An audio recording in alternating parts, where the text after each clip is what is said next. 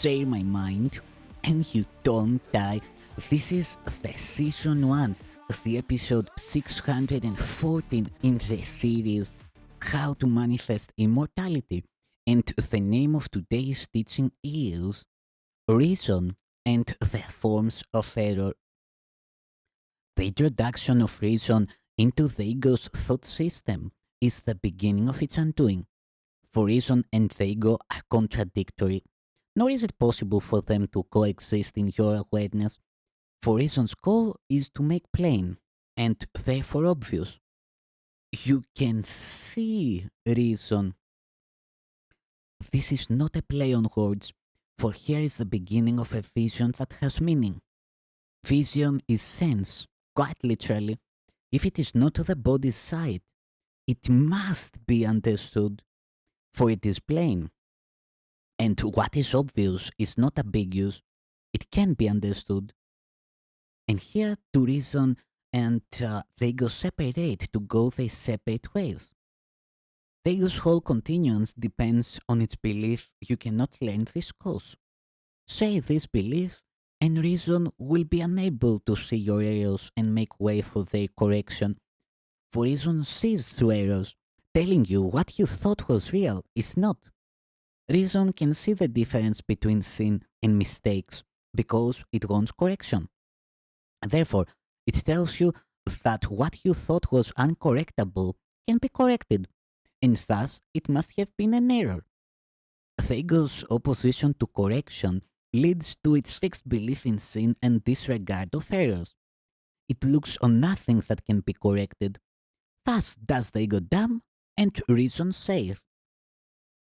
Reason is not salvation in itself, but it makes way for peace and brings you to a state of mind in which salvation can be given you. Sin is a block, set like a heavy gate, locked and without a key across the road to peace. No one who looks on it without the help of reason would try to pass it. The body's eyes behold it as solid granite, so thick it would be madness to attempt to pass it. Yet reason sees through it easily because it is an error. The form it takes cannot conceal its emptiness from reason's eyes. Only the form of error attracts the ego, meaning it does not recognize and does not see if it is there or not. Everything the body's eyes can see is a mistake, an error in perception, a distorted fragment of the whole without the meaning that the whole would give. And yet, mistakes, regardless of their form, can be corrected. Sin is but error in a special form the ego venerates. It would preserve all errors and make them sins. For here is its own stability, its heavy anchor in the shifting world it made, the rock on which its church is built, and where its worshippers are bound to bodies believing that the body's freedom is their own. Reason will tell you that the form of error is not what makes it a mistake. If what the form conceals is a mistake, the form cannot prevent correction. The body's eyes see only form. They cannot see beyond what they were made to see, and they were made to look on error and not see past it.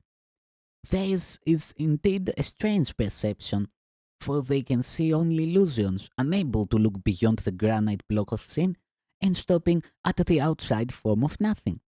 To this distorted form of vision, the outside of everything, the whole that stands between you and the truth is wholly true. Yet how can sight that stops at nothingness as if it were a solid whole see truly? It is held back by form, having been made to guarantee that nothing else but form will be perceived. These eyes, made not to see, will never see, for the idea they represent left not its maker, and it is their maker that sees through them. What was its maker's goal, but not to see?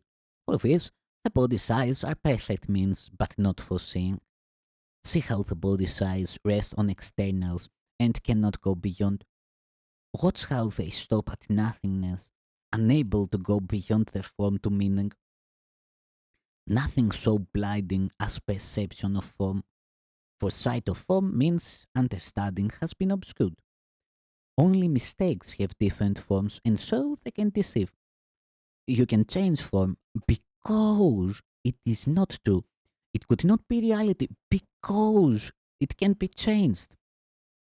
Reason will tell you that if form is not reality, it must be an illusion and it is not there to see. And if you see it, you must be mistaken, for you are seeing what cannot be real as if it were. What cannot see beyond what is not there must be distorted perception and must perceive illusions as the truth. Could it then recognize the truth? Let not the form of his mistakes keep you from him whose holiness is yours.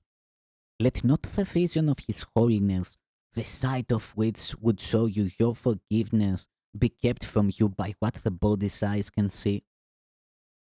Let your awareness of your brother not be blocked by your perception of his sins and of his body.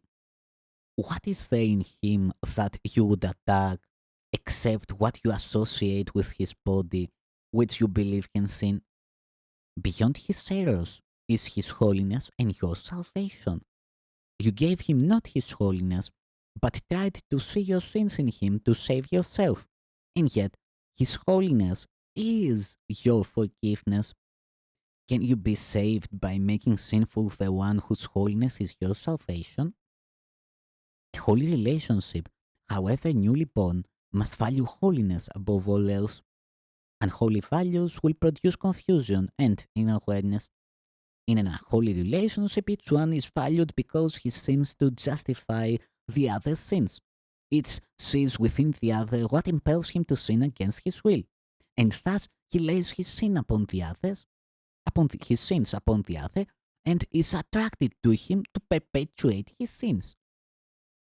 And so, it must become impossible for each to see himself as causing sin by his desire to have sin real. Yet reason sees a holy relationship as what it is, a common state of mind where both give errors gladly to correction, that both may happily be healed as one.